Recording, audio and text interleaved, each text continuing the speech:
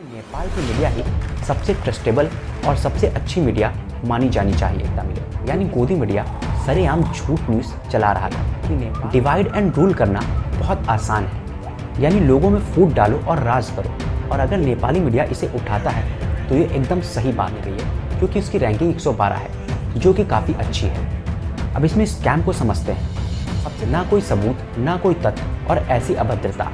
पर आज जो दूरियां बढ़ रही हैं वो इन जैसे न्यूज़ चैनल की वजह से जो पैसा कमाने की आग में नफरतें फैला है।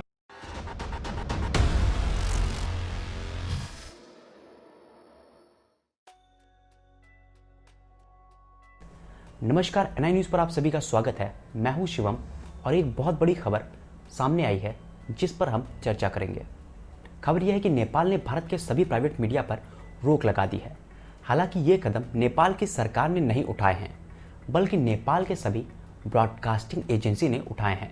ज़्यादातर भारतीय मीडिया की विश्वसनीयता पर अब ना के बराबर विश्वास रह गया है। ये इतनी गिर गई है कि इसे गोदी मीडिया बुलाया जाने लगा है। तमाम मुद्दों पर इन्हें गलत रिपोर्टिंग करते देखा गया है। हिंदू मुस्लिम करना, नफरतें बढ़ाना इनका काम हो गया है।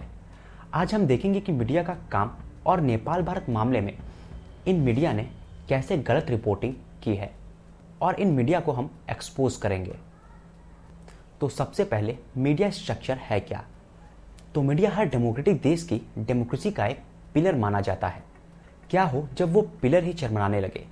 देखिए, बात साफ है, अगर देश की सरकार का दबाव देश की मीडिया पर हो गया तो डेमोक्रेसी के साथ खिलवाड़ होना तय है। तो चलिए सबसे पहले देखते हैं कुछ आंकड़ों को जो भारत नेपाल के आसपास के देशों के मीडिया के हैं। वर्ल्ड प्रेस फ्रीडम इंडेक्स 2020 को तमाम बिंदुओं पर हर देश के मीडिया का आकलन करती है और उनकी रैंकिंग निकालती है। एशियाई कंट्रीज में देखें तो 180 देशों की इस लिस्ट में नेपाली मीडिया की रैंकिंग 112 है।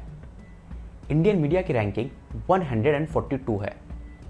वहीं पाकिस्तान मीडिया की रैंकिंग 145 है। बांग्लादेशी मीडिया की 151 रैंकिंग है और वहीं चाइनीज़ मीडिया की 175 रैंकिंग है, जो कि बहुत ख़राब है। यानी इस हिसाब से देखें तो रैंकिंग वाइज इस रीजन में अभी नेपाल की मीडिया ही सबसे ट्रस्टेबल और सबसे अच्छी मीडिया मानी जानी चाहिए, क्योंकि इसकी रैंकिंग 112 है। लेकिन जैसा आप देख सकते हैं, इन सभी देशों की मीडिया रेड जोन यानी कि एक खतरनाक जोन में आती है। तो अभी भी ये मीडिया इतनी फ्री नहीं है। 110 के ऊपर की रैंकिंग वाले सभी देश रेड जोन में आते हैं और 157 के ऊपर ब्लैक जोन में आते हैं, जो कि सबसे खतरनाक है। पर इन सब में नेपाल की मीडिया सबसे सही मानी गई है क्योंकि उसकी रैंकिंग 112 है, जो कि काफ़ी अच्छी है।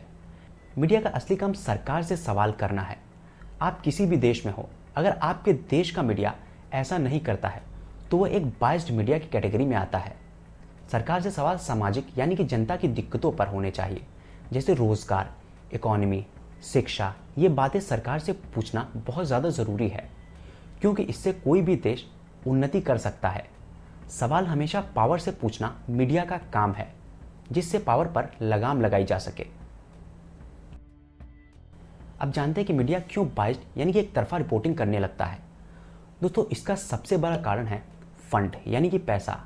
टीवी मीडिया कई तरह से फंड जमा करते हैं और फंड इनके चलने के लिए काफ़ी ज़्यादा महत्वपूर्ण भी है। सबसे पहला सरकारी प्रचार है। सरकारी प्रचार एक निर्धारित फंड होता है जो सरकार अलॉट करती है, जिसमें सभी सरकारी स्कीम्स और योजनाओं को पब्लिक तक पहुंचाया जाता है। देखा गया है कि जो भी मीडिया सरकार की चापलूसी ज़्यादा करता है उन्हें ज़्यादा सरकारी फंड दिए जाते हैं, और जो सरकार पर सवाल करने वाले मीडिया हाउसेज होते हैं उन्हें फंड के नाम पर बहुत कम रकम मिलती है या फिर ना के बराबर मिलती है। तो ये तंत्र मीडिया की कमर तोड़ देता है। दूसरी चीज़ है private advertisement. Private company TV news channels पर प्रचार करती हैं और फंड्स चैनल्स को देती हैं। तो ये भी एक अच्छा सोर्स है टीवी चैनल्स का फंड इकट्ठा करने का। पर हाल ही में देखा गया है कि सरकार इसमें भी हस्तक्षेप करती है।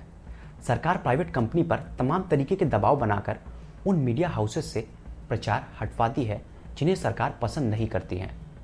तीसरा और सबसे निष्पक्ष फंडिंग है वो है क्राउड फंडिंग, जिसमें न्यूज़ चैनल जनता के डोनेशन के पैसे से चलते हैं और निष्पक्ष खबर देते हैं। ऐसे यूट्यूब चैनल्स और तमाम वेबसाइट ही काम करती हैं। तो ये बात हो गई मीडिया फंड्स की। अब बात नेपाल भारत को लेकर भारत के गोदी मीडिया की। 2014 के बाद से ही भारतीय मीडिया धीरे धीरे बदलने लगा। आज ये हालत है कि इनकी विश्वसनीयता 0 हो गई है। तभी नेपाल ने भी भारत के सभी प्राइवेट न्यूज़ चैनल पर रोक लगा दी है। सिर्फ डीडी न्यूज़, जो कि सरकारी न्यूज़ चैनल है, उसे ही नेपाल में दिखाया जाएगा। अब बात करते हैं गोदी मीडिया के झूठ की। नेपाल ने हाल ही में अपने सिटीजनशिप लॉ में बदलाव की बात की, जिसके तहत 7 साल में भारतीय और अन्य देशों से शादी की हुई महिलाओं को नागरिकता की बात कही गई। इस पर भारत में तमाम मीडिया, करीबन 20 मीडिया हाउसेज ने गलत खबरें चलाई और अपनी साइट्स पर गलत लिखा यह कि भारत में सिर्फ नेपालियों के लिए 7 साल में नागरिकता का प्राविधान नहीं है, यानी नेपाली लड़कियों की शादी भारत में होने से उन्हें 7 साल से पहले नागरिकता मिलती है। इसकी पड़ताल की गई तो ये झूठ निकला। भारत में ऐसा कोई स्पेशल प्राविधान नहीं है जिसमें नेपाल की लड़कियों से शादी करने पर उस लड़की को भारत में जल्दी नागरिकता मिले। यानी गोदी मीडिया सरेआम झूठ न्यूज़ चला रहा था कि नेपाल के लिए भारत में रिलैक्सेशन है। अब इसका इम्पैक्ट लोगों पर कैसे पड़ा? ये न्यूज़ देखने वाले लोगों को नेपाल सरकार पर गुस्सा लगी होगी, फिर वो गुस्सा नेपाल के लोगों तक बढ़ेगा और नफरतें दोनों देश को दरमियान फैलेगी। लेकिन दोनों देशों के संबंधों को अच्छा करना था तो इस पर बात हो सकती थी। नेपाल की ओली सरकार अगर भारत से बात करती और ये कहती कि हम 2 साल में नागरिकता देते हैं, भारत भी 2 साल में नेपालियों को नागरिकता दे, तो इससे रिश्ते मजबूत हो सकते थे। पर ओली सरकार ने भी जल्दबाजी की और दूरी बढ़ाने का कदम पहले उठाया, ना कि कम करने का। दूसरी बात, हिंदी बैन पर भी गोदी मीडिया ने ऐसे न्यूज़ चलाई मानो नेपाल में ही हिंदी बैन हो गई हो, पर ऐसा था नहीं। सिर्फ नेपाल के पार्लियामेंट के लिए इस पर रोक लगाने की बात हुई थी कि हिंदी नेपाल की पार्लियामेंट में नहीं यूज़ होगी। तीसरी चीज़, हाल ही में ओली सरकार में कुछ मतभेद चल रहे हैं, उस पर भी गोदी मीडिया की अभद्रता सामने आई। मीडिया में ओली और चीनी राजदूत की कहानी बना दी गई, जिसमें ओली और चीनी राजदूत के संबंधों की बात करते नजर आए, जो अपने आप में चौंकाने वाली बात है। पहली बात, ये बिना किसी तथ्य की मनगढ़ंत कहानियां हैं, ना कोई सबूत, ना कोई तथ्य और ऐसी अभद्रता, सब कुछ बिना किसी आधार के। मीडिया के तौर पर कम से कम एक देश के प्रधानमंत्री की गरिमा तो रखनी चाहिए, वही नहीं तो कम से कम किसी की उम्र का लिहाज तो करना चाहिए। अगर किसी बड़े देश के पीएम की बात होती तो इन मीडिया हाउसेस का मुंह बंद रहता। माना कि अगर ओली ने भारत के खिलाफ कदम उठाए हैं और ओली गलत भी हैं, तो सिर्फ कदम की बात करना मीडिया का काम है, ना कि कोई निजी टिप्पणी बिना आधार के करना। नेपाल और भारत गहरे मित्र दोस्त हैं, पर आज जो दूरियां बढ़ रही हैं वो इन जैसे न्यूज़ चैनल की वजह से, जो पैसा कमाने की आग में नफरतें फैला रही है। ऐसा नहीं कि ये सिर्फ भारत से ही हो रहा है, नेपाली मीडिया भी कई चीज़ें गलत कर रहा है, जिससे नफरतों को हवा मिल रही है। हाल ही में देखा गया है कि नेपाली रेडियो पर भारत विरोधी गाने बजने की खबर सामने आई थी, जो कि बेहद गलत और निंदनीय है। इससे लोगों पर गहरा असर पड़ता है। तनाव के वक्त भी भारत नेपाल के बीच इन मीडिया ने बहुत गलत रिपोर्टिंग की है, जिससे तनाव और बढ़ा है। भारत को एक विलन के रूप में भी नेपाली चैनल्स पर कई बार दिखाया गया है, जिससे एंटी इंडिया सेंटीमेंट पनपे हैं। और ये सब पॉलिटिकल अप्रोच, फंड और टीआरपी का खेल है सिर्फ। दूसरी चीज़, चीनी राजदूत का नेपाल की पॉलिटिक्स में इतना हस्तक्षेप भी गलत है, और अगर नेपाली मीडिया इसे उठाता है तो ये एकदम सही बात है, क्योंकि ये बात नेपाल की गरिमा की है। चीनी राजदूत का कोई हक नहीं नेपाल की पॉलिटिक्स में इंटरफेयर करने का। अब बात खराब पॉलिटिशियंस और मीडिया दोनों के मिलने की। नफरत फैलाने वाले मीडिया और नेता जनता में एक बड़ा मुद्दा फेंकते हैं, जो ना रोजगार होता है, ना लोगों की सुविधा होती है, ना अच्छी शिक्षा होती है। वो एक ऐसा मुद्दा तलाशते हैं जिसमें कुछ करना ना पड़े और जनता का विश्वास आए, जनता खुद को भूल जाए और अपनी दिक्कतों को भूल जाए। और देशभक्ति ऐसा ही एक मुद्दा है जिससे नेता जनता को बहुत बेवकूफ़ बनाते हैं।